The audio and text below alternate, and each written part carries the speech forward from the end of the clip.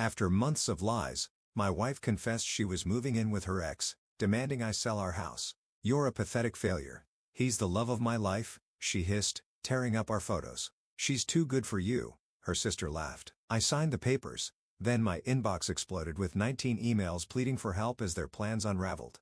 I never thought I'd be sharing this here, but I need to get it off my chest. Using a throwaway for obvious reasons.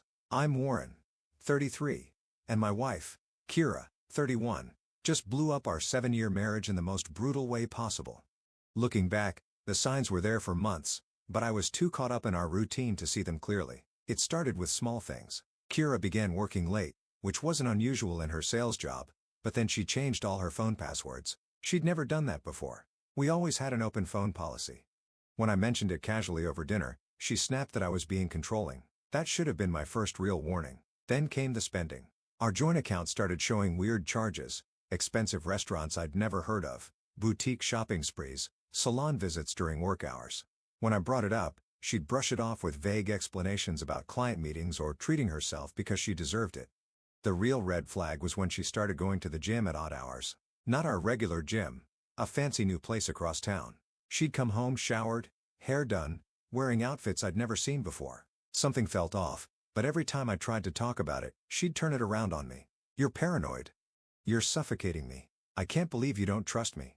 Last week, everything exploded. I was fixing our kitchen sink when her phone buzzed on the counter. A message preview from Grant popped up. "Can't wait for tonight, baby? He still has no clue?" My hands were shaking as I read it. Grant, her ex from before we met. The one she'd always said was just a good friend when he'd comment on her Instagram posts. I waited for her to come home. She walked in around 9 p.m. looking like she'd just stepped out of a photo shoot. When I showed her the message, her reaction floored me. No denial. No tears. Just a cold, cruel laugh. "Well, I guess you're not as stupid as you look," she said, tossing her bag onto our couch. "Grant's successful now, partner at his firm. What are you? Still fixing things and dreaming about your little business ideas?" I stood there, watching this stranger wearing my wife's face. She pulled out a folder from her bag. "I want you to sell the house. Grant and I are moving in together next month. His place is too small for us. The house is in both our names," I said, keeping my voice steady. "I'm not selling." She actually rolled her eyes. "You can't afford the mortgage alone, Warren. Don't be pathetic. Sign the papers. Take your half and go rent somewhere cheap. It's what you're good at. Settling for less." Then she went to our bedroom wall, ripping down our wedding photos. "You were always temporary," she hissed, tearing them up. "Grant's the love of my life. Always has been." The next day, her sister Winnie showed up unannounced. "I used to think of her as family. Kira told me everything," she said with this smug smile. "She's too good for you. Always was. Grant can give her the life she deserves. Just sign the papers and disappear." I stayed quiet, letting them think they'd broken me. Signed the initial paperwork for the house sale. Watched Kira's triumphant smile. But they don't know me. Not really. What they don't realize is that I've been watching, documenting, preparing. Every suspicious charge, every cruel message, every manipulative move. While they were busy congratulating themselves, I was making my own plans. They think I'm some pathetic pushover who'll just roll over and take this. They're about to learn how wrong they are. I'll post updates as things unfold. Right now, I need to make some calls and set things in motion. Kira and Grant think they've won, but they have no idea what's coming. Edit. Thank you for all the support. To answer some common questions, yes, I've already talked to a lawyer. No, we don't have kids. And, yes, I'm doing okay. Not great, but focused. I'll update when I can, but things are about to get interesting. Edit 2. Since people are asking, this happened in a medium-sized city in the Midwest. Update 1. First, thank you for all the support on my last post. A lot has happened, and Kira has no idea what's coming. Remember how I mentioned I had been preparing? Here's what I've been up to. While Kira thought I was moping around the house these past months, I was actually documenting everything. Every late-night work meeting, every suspicious purchase, every nasty text from her and Winnie. I let them think I was clueless while I moved my pieces into position. Last week, I had coffee with Kira's parents. They've always treated me like a son, and I felt they deserved to hear the truth directly from me. I showed them the screenshots of Kira and Grant's conversations, the joint account statements showing thousands spent at hotels, and photos from my neighbor's doorbell camera catching their afternoon meetups at our house. Her mom broke down crying. Her dad just sat there, staring at his coffee. "We raised her better than this," he kept saying. Then he dropped a bomb. Kira had borrowed $20,000 from them last month, claiming it was for our home renovation. They now know that money went to a deposit on a new place with Grant. Here's where it gets interesting. Remember how Kira kept pushing me to sign those house sale papers? Turns out, Grant's big partner position isn't as solid as they pretended. His company's been losing clients, and he needed the money from our house sale to cover his own debts. I found this out through an old college buddy who works in the same industry. I let Kira think I was desperate to keep the house, playing right into her arrogance. Meanwhile, I've been in talks with a competing firm, the one that's been poaching Grant's clients. They offered me a position that puts me directly in competition with Grant's department. I start next week. But the real chess move. I've been recording all my conversations with Kira and Winnie, single-party consent state. Last night, they came over to discuss the house sale. Their mask of civility slipped real quick when I mentioned wanting a fair split of assets. You're lucky we're letting you walk away with anything. Winnie sneered. My sister wasted 7 years with your pathetic ass. Kira jumped in. Just sign the papers, Warren. Grant's friends are already laughing at how easy it was to push you out. Got it all on tape, including their detailed discussion of how they planned this months ago. Waiting until I sign some loan papers that put more of our shared debt in my name. They have no idea I've already moved most of our joint savings into a separate account, all documented and legal through my lawyer, or that I've been compiling evidence of how Kira's been using company resources to help Grant poach clients for his firm. The best part? Grant doesn't know that Carmen, his secretary he's been secretly seeing on the side, just found out about Kira. Turns out, he promised Carmen the same future he's dangling in front of my wife.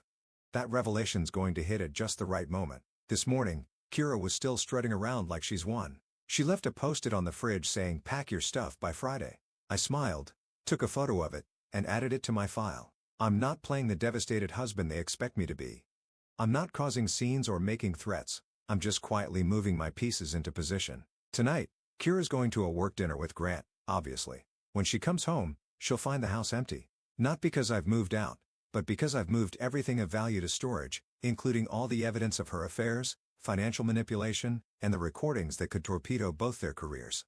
The real game starts tomorrow. I've got 19 emails ready to send it to her boss, Grant's partners, their mutual friends, everyone who needs to know the truth. But I'm not sending them yet.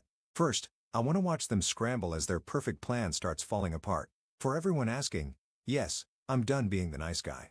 They wanted to play games. Let's play. Edit.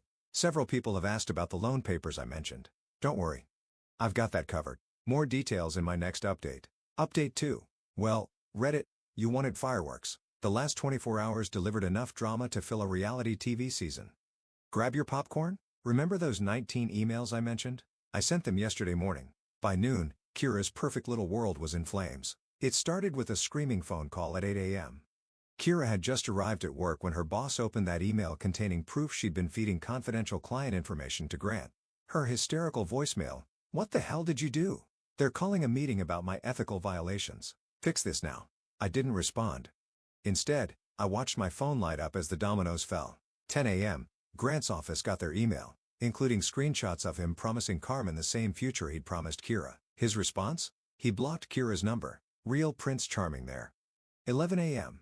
Winnie called, screaming that I'd ruined her reputation at work. Turns out her supervisors didn't appreciate learning about her using company time to help plan her sister's affair.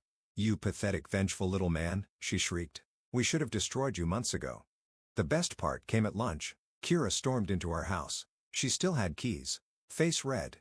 Mascara running. "You absolute psycho," she screamed, throwing her purse at me. "I'm suspended pending investigation. Grant won't answer my calls. What did you send Carmen?" I sat there calmly drinking my coffee. "Just the truth, Kira. Isn't that what you wanted? No more lies?" They're saying I could face legal action over the client information. She was hyperventilating now. "Grant says he never promised me anything. He's saying I misunderstood." "Funny how karma works," I said, pulling out my phone to record. "Called it a hunch." That's when she lost it. Started throwing things, screaming about how I'd ruined everything. Called me every name in the book. Then she tried to slap me. All caught on video. Perfect evidence for the restraining order I filed this morning. The real show started when Carmen showed up. Yeah, turns out she decided to confront Kira in person. Their screaming match in our driveway had the neighbors peeking through curtains. "He told me you were the desperate ex who wouldn't let go," Carmen yelled. "Showed me texts where you were begging him for attention." Kira's face went white. "He said, what?" "I have the hotel receipts. The gifts. He promised we'd be together." "Yeah, show me these promises." Carmen sneered, waving her phone. "Because I have a year's worth of messages about our future together." Plus photos of him ring shopping last week. That's when Winnie arrived, trying to damage control. Bad timing. She walked right into Carmen, revealing that Grant had trash-talked both sisters to his office buddies for months. Called them useful idiots, helping him climb the corporate ladder. Kira crumpled onto our front steps, sobbing about true love and betrayal. Winnie tried comforting her, but Kira shoved her away. "You encouraged this." Said he was my soulmate. By evening, their parents had arrived. "Remember that $20,000 loan? They're demanding immediate repayment." Kira's dad looked at her like she was a stranger.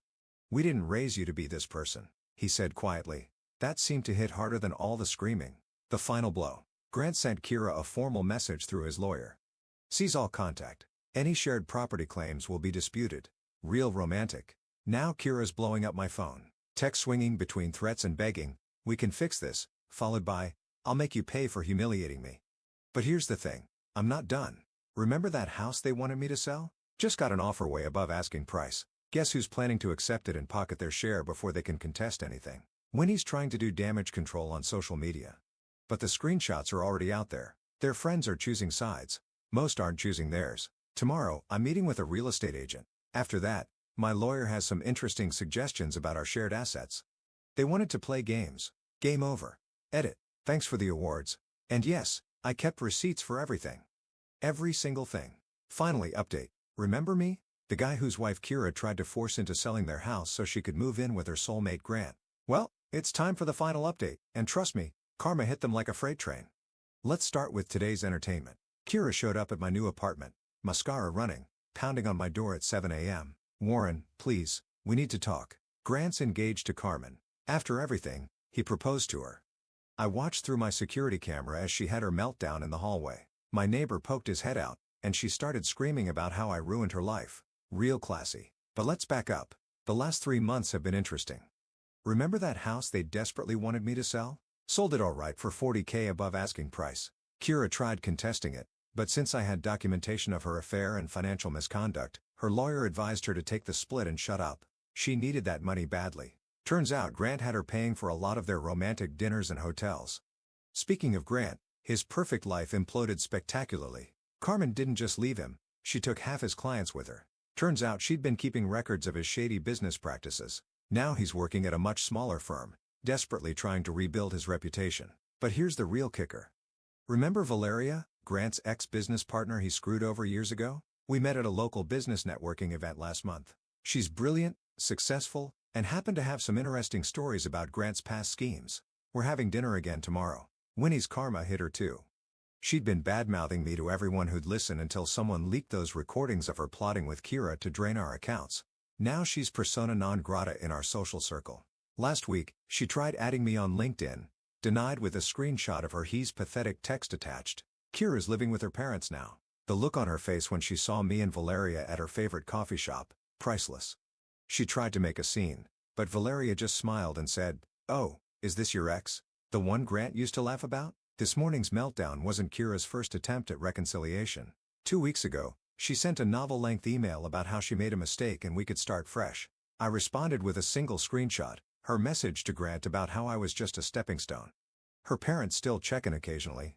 Her dad called last week, wanted to know if I'd consider taking Kira back. "She's learned her lesson," he said. I played him the recording of Kira bragging about how she married me because I was safe while she waited for Grant to make it big. The local rumor mill is working overtime. Apparently, Grant and Carmen's engagement party was quite the show. Kira crashed it, threw a drink in his face, called Carmen some choice names. Security escorted her out while she screamed about promised futures and wasted years. But the best part, I'm thriving. That new job I mentioned already got promoted.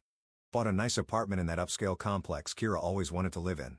Joined a rock climbing gym where I met some great new friends who know nothing about my past drama. Valeria and I are taking things slow, but it's nice being with someone who values honesty and actually pulls their own weight in a relationship. Plus, watching Kira's face turn purple when she saw us together at the grocery store. Chef's kiss yesterday. Winnie tried to warn Valeria about me being vengeful and unstable. Valeria just pulled up those leaked screenshots of Winnie plotting to help Kira empty our accounts. "Seems like he's just good at exposing liars," she said. Haven't heard from Winnie since. So here we are. Kira's single and living with her parents. Grant's engaged to the woman he was cheating on her with. Winnie's lost most of her friends. And me? I'm doing better than ever. Edit. Since people are asking, Yes, I have security cameras now. No, I don't respond to Kira's messages. Yes. Valeria knows the whole story.